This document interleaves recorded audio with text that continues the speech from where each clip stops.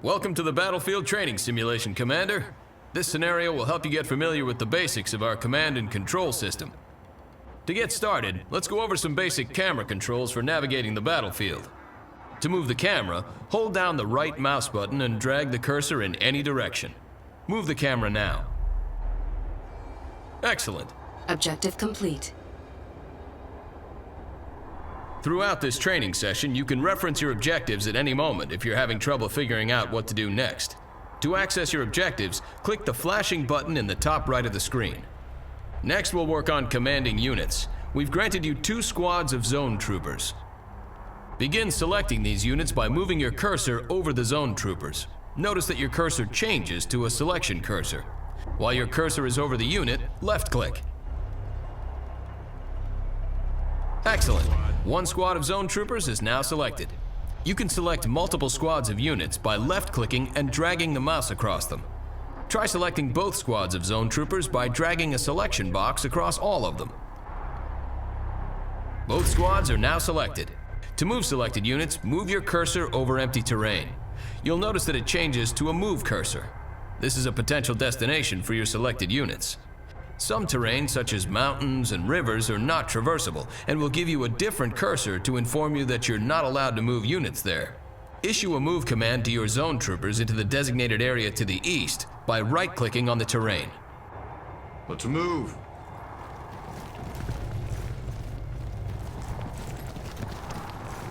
Good work. Your troops are moving out.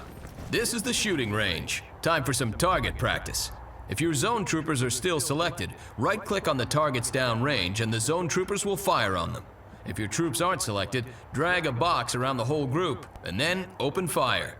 Destroy all of the targets. Pin him down. That's right.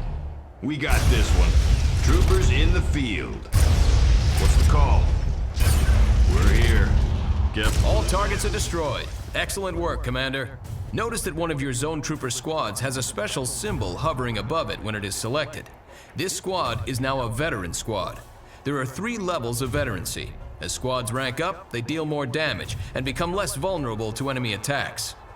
Now move your zone troopers over to this damaged building. Order your men to destroy the structure. Trooper squad. Let's go, troopers.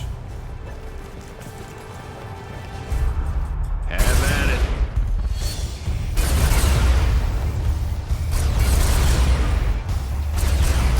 Notice it took your men significantly longer to destroy the structure than the targets at the range.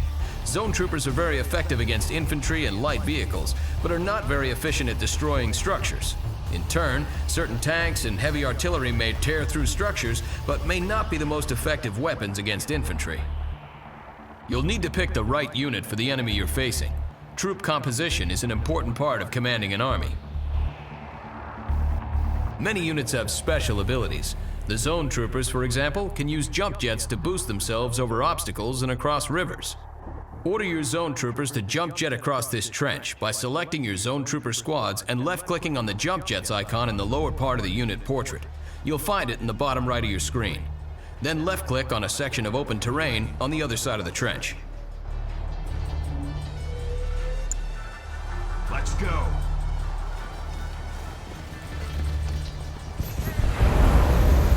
Good work. Many units have special abilities and upgrades that you can use to great effect on the battlefield. Objective complete.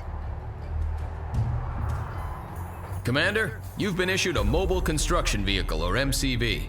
This vehicle is the foundation for a new base and will allow you to build new structures. In the field, you'll be moving your MCV to a suitable area for base construction. Look for flat terrain. We've designated an area for you in this training simulation. Move your MCV to the designated area to begin base construction. Note that this large vehicle is defenseless and moves slowly, but it's heavily armored. Moving construction.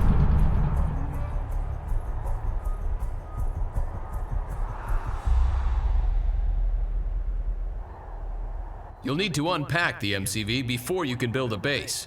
To do so, select your MCV and left-click on its Unpack ability, again found at the lower right attached to the unit portrait. This will convert your MCV into a stationary structure called a construction yard. Good work. By unpacking your MCV, you've established ground control and can now place additional structures in the vicinity of your construction yard. Additional structures will extend your ground control, allowing you to expand your base to cover more ground. Your base will need power to function. Begin the construction of a power plant by left-clicking on the power plant icon in the build menu. Good. Notice how your remaining credits decrease while the power plant is building. Each structure has a cost and build time associated with it. To find out how much a building costs and how long it'll take to build, move your mouse cursor over the building's icon in the build menu. The building is now ready. Note that the power plant button is highlighted, indicating that it's ready to be placed in the world. Left-click the power plant build button and move your cursor onto the terrain. The cursor will switch to a power plant icon and may be placed within the construction yard's build radius. Left-click to place the structure. If the power plant icon turns red, you're either trying to build the power plant outside of your construction yard's ground control radius, or you're trying to build it on impassable terrain.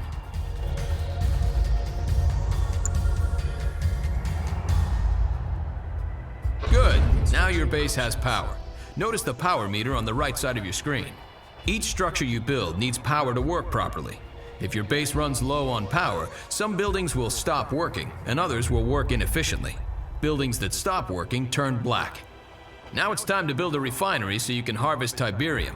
Tiberium is an extremely valuable resource that can be refined and used to fund your operations.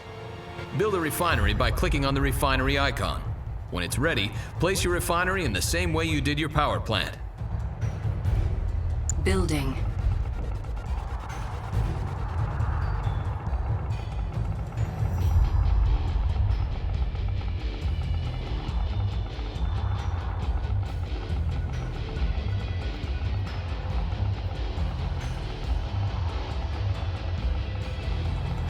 Construction complete.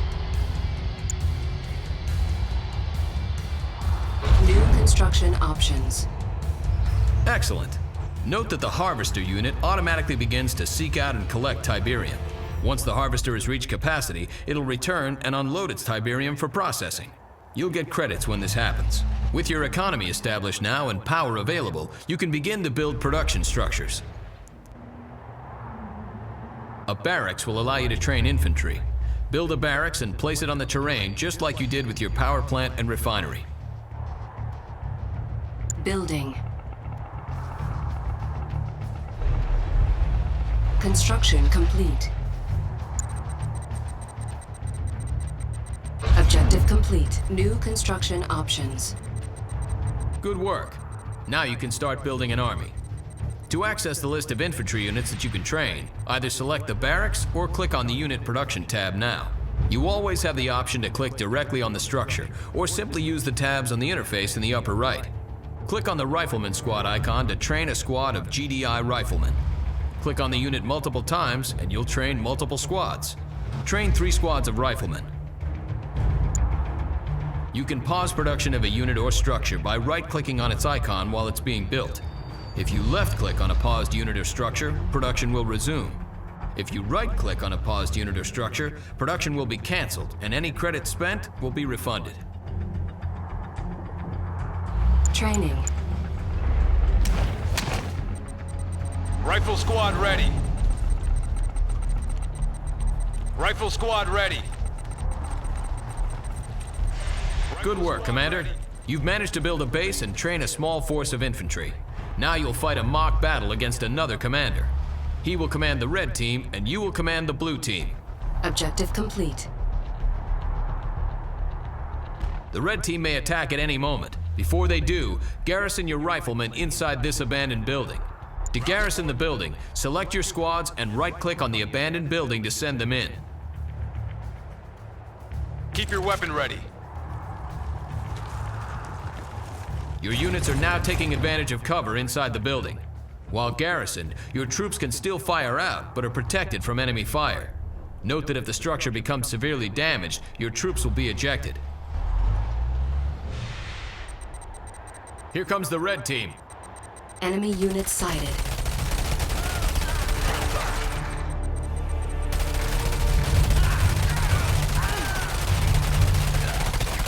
You've successfully defeated the red team's strike force. To clear the garrison building, select the building and click on the Evacuate All button. Objective complete. Now it's time to build some more forces. When you feel you're ready, move your forces out into the field, find the red team's base, and destroy it. Training. Troopers Rifle in the squad field. ready. Rifle squad ready. Rifle squad ready. What do you need? Got it. Let's go, troopers.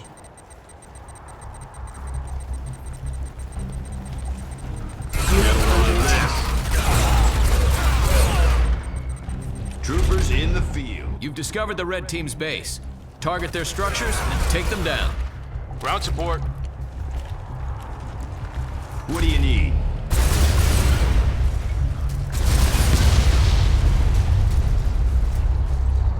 Sit tight.